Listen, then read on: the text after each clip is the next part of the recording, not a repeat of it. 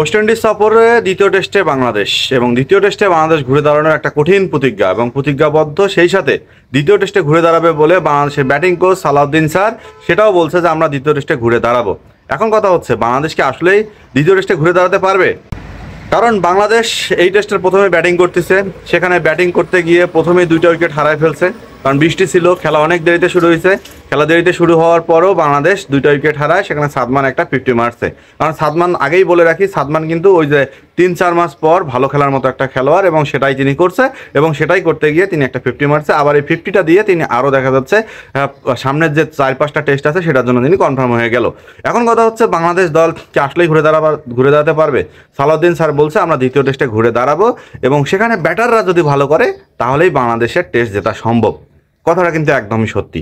বাংলাদেশের বোলাররা দিনের পর দিন তো ভালো করেই যাচ্ছে, তো ব্যাটারদের কবে যে ধারাবাহিকতার পারফরমেন্স পাওয়া যাবে এটা কিন্তু বলাটা মুশকিল এবং সেক্ষেত্রে ব্যাটাররা নিজেদেরকে কবে শুধরাবে সেটাও বলা মুশকিল। এখন একের পর এক কোচ পাল্টানো যায়, একের পর এক খেলোয়াড়ও পাল্টানো যায়। পোশাক যেমন আপনি চেঞ্জ করেন, সবই চেঞ্জ করতে পারবেন, কিন্তু একটা দেশের সেট ব্যাটসম্যানদেরকে আপনি কখনোই চেঞ্জ করতে পারবেন না। আমাদের তামিম ইকবালের দিকে আপনি তাকান। তামিম ইকবাল যখন ন্যাশনাল টিমে ফিরতে চাইছিল তখন তিনি বলছিল যে আমার জায়গায় যে প্লেয়ারগুলোকে সেট করা হয়েছে সেই প্লেয়ারগুলোকে বাদ দিয়ে আমি কোন পজিশনে গিয়ে খেলবো এবং কিভাবে সেখানে গিয়ে খেলবো। কারণ তাদেরও তো একটা স্বপ্ন থাকে, একটা প্লেয়ারের তো সবসময় স্বপ্ন থাকে কীভাবে ওয়ার্ল্ড চ্যাম্পিয়ন মানে খেলাগুলো খেলা যায় বা আইসিসির ইভেন্ট খেলা যায়। সেখানে তামিম ইকবালও কিন্তু সেম জিনিসটাই করছে, বিধায় তামিম ইকবাল ন্যাশনাল টিমে আর ফিরছে না। বাংলাদেশের এই যে টেস্ট ব্যাটাররা আছে, জয় বলেন, জাকির বলেন, শান্ত বলেন, মমিনুল বলেন, এই যে টপ 4, এই টপ 4 থেকে আমরা কবে ধারাবাহিক পারফরমেন্স পাইছি বা পাবো? আমাদের ওপেনিং পেয়ার লাস্ট কবে যে 100 রানের একটা পার্টনারশিপ দিছে আমার মনে নেই। হ্যাঁ, ওপেনিং ব্যাটাররা হয়তো সেঞ্চুরি করছে মাঝের সাথে 2-1টা, যে প্যাডটা আছে সেখানে পার্টনারশিপ কবে 100 রানের হয়েছে এটা আমার জানা নাই। তাহলে বাংলাদেশ দলের খেলোয়াড়দের মাঝে কোনো সমস্যা সালাউদ্দিন স্যার দেখে না। বাংলাদেশ দলের প্লেয়ারদের মধ্যে, টেকনিকের মধ্যে কোনো সমস্যা দেখে না। অনুশীলনে তারা সব কিছুই ভালো করে। এমনকি যখন বাংলাদেশ দলের টিম ডিরেক্টর ছিল খালেদ মাহমুদ সুজন, তিনিও বলছিল খেলোয়াড়দের মানসিকতা ভালো, খেলোয়াড়রা নেটে ভালো প্র্যাকটিস করে, ভালো কোচের আন্ডারে প্র্যাকটিস করে। অথচ আমরা যখন মাঠে খেলতে যাই তখন আমাদের খেলোয়াড়দের মধ্যে একটা জড়জীর্ণতা কাজ করে, যে জড়জীর্ণতার কারণেই আমাদের আজকে ব্যাটাররা ধারাবাহিকভাবে পারফর্ম করতে পারে না।